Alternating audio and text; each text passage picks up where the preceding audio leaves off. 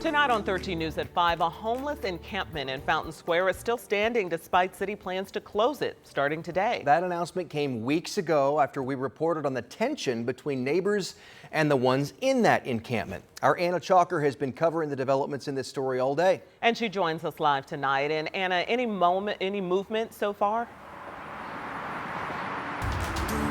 Well, not from the city, Dustin and Felicia. The Office of Public Health and Safety tell us that movement from their end will not start until after today. That is new from the announcement that we had a couple weeks ago. Now, I want to show you what we've seen all day. Still dozens of tents and dozens of people still here at this encampment.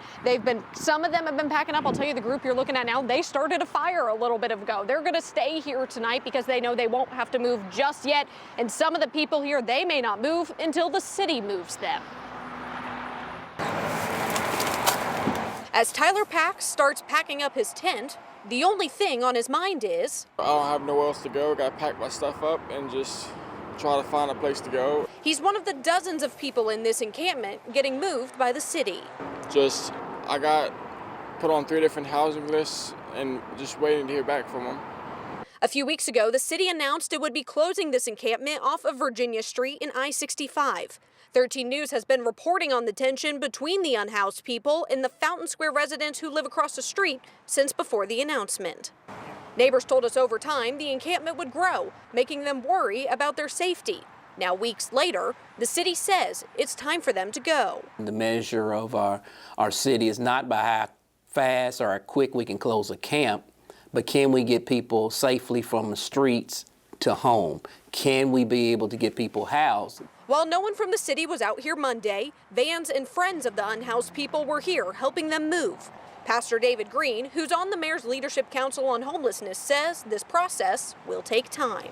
And we just need to continue to communicate amongst the community as a whole to say, hey, this is where we are and this is what we're going to do. Because I'm sure the neighbors in Fountain Square want to know, right? They've been pushing for certain things to happen. So there's a lot of communication that needs to take place. I'm hoping that communication is taking place.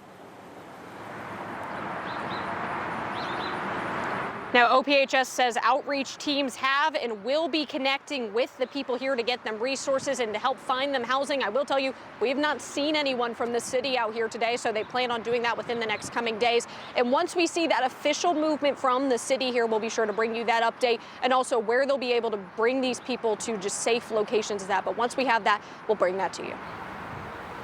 All right, Anna Chalker reporting live from Fountain Square. Thank you so much. Developing tonight at 5, the Marion County coroner has identified a toddler who died after a family member found him in a pool. The 1-year-old, Cavarly Perkins, died after the incident Sunday morning near Kentucky Avenue and South Minnesota Street. That's on the southwest side.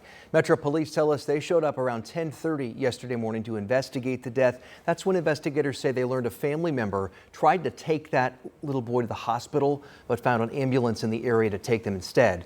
The coroner right now is working to figure out what exactly happened. The Marion County coroner is also identifying a 32-year-old man killed during what police are calling a family disturbance. 32-year-old Teddy Chappell died following the shooting on Oak Avenue near South Arlington Avenue, which is on the east side of Indy. Metro police officers say they found him in critical condition around 8:30 last night, but he later died at the hospital. Officers say they took the suspected shooter into custody, but later released them after further investigation. Also tonight, prosecutors in Hamilton County are deciding whether to charge 5 teenagers as adults after a weekend shooting in Carmel. It happened Saturday near 126th and Keystone. Ashton Hackman shares what we know so far and how neighbors are reacting.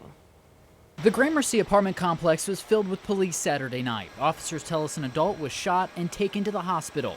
Now 5 teens, one as young as 14, are awaiting criminal charges.